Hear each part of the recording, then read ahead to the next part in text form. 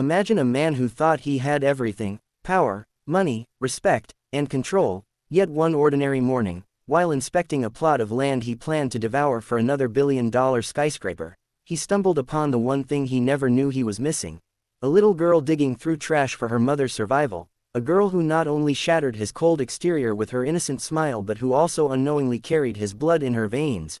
Stay hooked until the end, because this isn't just a story of betrayal and heartbreak, but of redemption, love, and the painful realization that the true empire isn't built from glass and steel, but from family. And don't forget to subscribe, because the next story may just tear your soul apart even more. Fire. Alexander Kane, the infamous CEO of Kane Enterprises, was feared in boardrooms, admired in the business press, envied by rivals, and hated by those he crushed, for he had turned a modest startup into a corporate juggernaut, ruling his empire with precision and ice-cold determination. Yet beneath the perfection of his suits and the relentless glare of his blue eyes lay a man who had once been different, a man who had loved and lost, a man whose past was buried so deep that even he pretended it never existed, until fate dragged it back to him in the most unthinkable way. On that morning, he stepped out of his limousine into a slum where his company planned to buy out homes and build luxury towers, his polished Italian shoes crunching against gravel and litter, his assistant rattling off numbers, projections, and zoning permits. But his attention faltered when he saw a frail figure crouched by a dumpster, tiny hands pulling crushed cans and bottles out of black garbage bags with methodical determination. And though his instinct was to ignore such poverty, his gaze lingered, narrowing as the child looked up, and in that instant, the world shifted, because her hazel eyes carried a spark that was achingly familiar, her cheeks dimpled as she smiled shyly, her small face smeared with dirt yet radiating a resilience he couldn't explain, and Alexander felt an unfamiliar tug in his chest, something he quickly dismissed as curiosity, until she turned and ran to a woman sitting on the curb, clutching the sack of recyclables with pride, exclaiming, "Mama, I got more bottles. We can sell them and buy bread." And Alexander's breath caught, because the woman who lifted her head, weary and pale yet still breathtaking, was Elena Moore, the only woman he had ever loved, the one he had let slip through his fingers 7 years ago when ambition eclipsed his heart, the woman who had walked away from him with fire in her eyes and silence on her lips, leaving a wound he had disguised with skyscrapers and billion-dollar deals. And now here she was, thinner, older, but undeniably Elena, with a child by her side.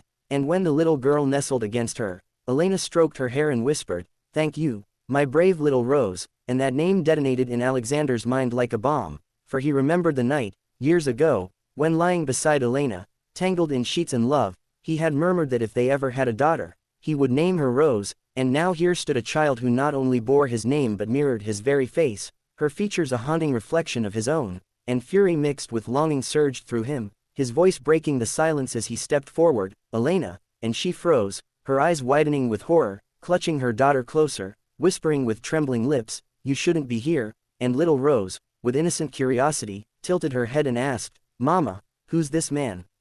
Why does he look like me?" The question that sliced Alexander's heart open, though Elena, her pride and fear forming an armor, replied, "Just someone from the past." But the storm had already ignited, for Alexander could not walk away, his mind consumed with questions. Was Rose his daughter? Why had Elena hidden her? Why had he been robbed of years of fatherhood? And so began his relentless pursuit, hiring investigators who confirmed timelines that pointed toward the undeniable, showing him hospital records, neighbors' whispers, photographs of Elena's struggle to survive, working late nights at diners, cleaning houses, sacrificing everything for Rose. And each revelation fueled both his rage at Elena's secrecy and guilt at his own absence, for though she had left him, had he not chosen ambition over her love first, had he not made her feel like second place to skyscrapers, and now his empire mocked him, for what good was power if his own flesh and blood dug through trash to eat? Determined, he confronted Elena in a small rented apartment with peeling paint and secondhand furniture, the air tense with the cries of a kettle boiling and Rose humming in the background, and Alexander demanded, "Why didn't you tell me?"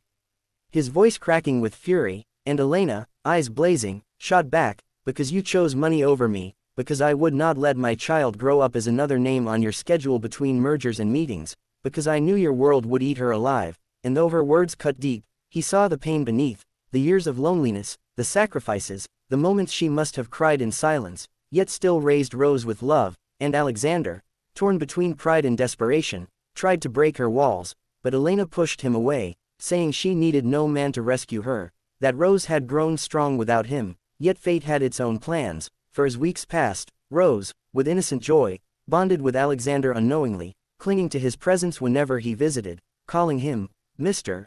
and laughing at his stories, melting the heart he thought had long turned to stone. And Alexander, slowly, painfully, began to change, no longer seeing boardrooms as victories but cherishing each smile, each tiny hand tugging his, each innocent question Rose asked about life, questions he answered with a tenderness no one thought possible. And Elena, watching silently, felt her walls cracking, though she feared trusting him again, for the wounds of abandonment still bled. But just as Alexander began to earn his place, danger struck, as corporate rivals, learning of Rose's identity, saw her as leverage, orchestrating her kidnapping one stormy night. And Elena's screams tore through the night as she clutched Alexander's chest, her fury dissolving into raw terror. And Alexander, for the first time in his empire's history, abandoned everything, meetings, deals, money, to storm the city with private security, tearing down doors, bribing criminals, chasing shadows until finally he found Rose locked in a filthy room, her tiny body trembling with fear. And when she saw him,